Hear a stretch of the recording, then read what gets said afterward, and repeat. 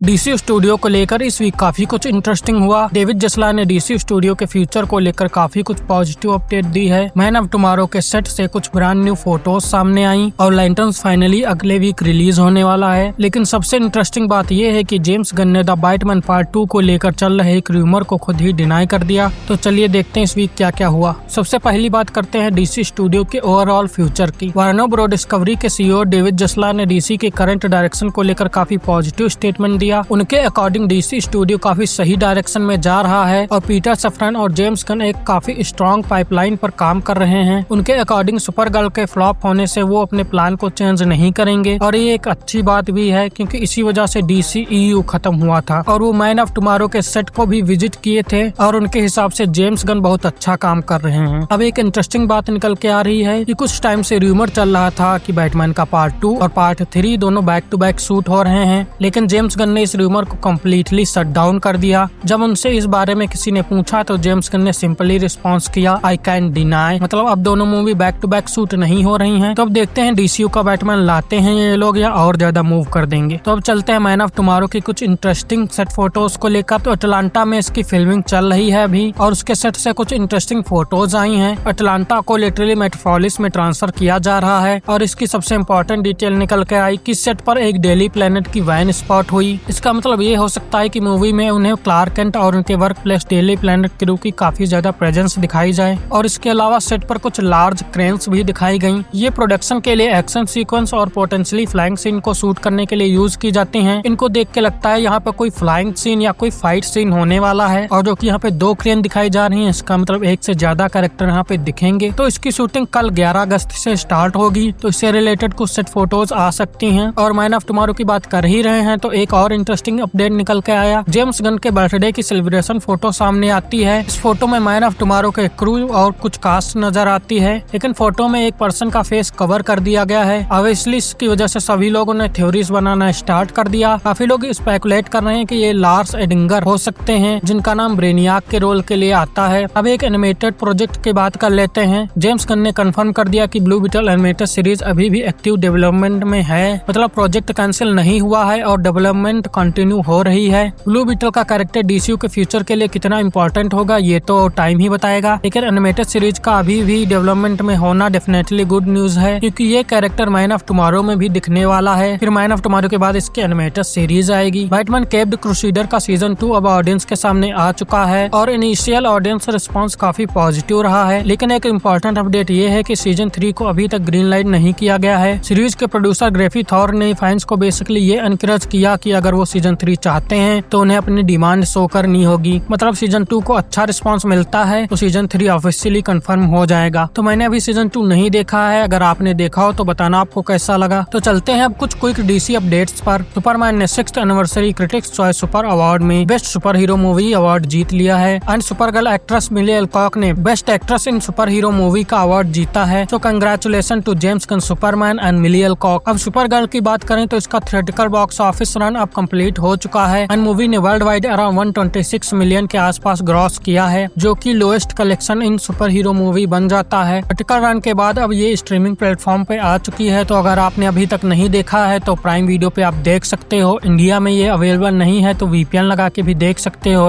या कोई और जुगाड़ भी कर सकते हो, जैसी आपकी मर्जी। और फाइनली आ जाते हैं इस वीक के बिगेस्ट रिलीज में, जो कि है लैंटर्न्स का शो का प्रीमियर 16 अगस्त को HBO Max पर होगा और एपिसोड वीकली रिलीज होंगे और इंडियन टाइम जोन के हिसाब से ये अगले दिन 17 अगस्त को मंडे को यानी सुबह 6:30 बजे के आसपास अवेलेबल होगा। और ये ट्रू डीसी फैंस के लिए ये काफी ज्यादा इम्पोर्टेंट मूवमेंट है क्योंकि ये बस एक शो नहीं बल्कि डीसी के अपकमिंग फ्यूचर को भी दिखाता है, उसके कॉस्मिक साइड को स्टेब्लिश करने का इम्पोर्टेंट रोल प्ले करता है। तो अब देखते हैं हैल जॉर्डन और जॉन स्टुअर्ट की जर्नी लोगों को कितना ज्यादा पसंद आती है और हाँ, आप लैंटर्न्स के लिए कितना ज्यादा एक्साइटेड हो ये कमेंट में जरूर बताना। तो मिलते हैं नेक्स्ट वीडियो में।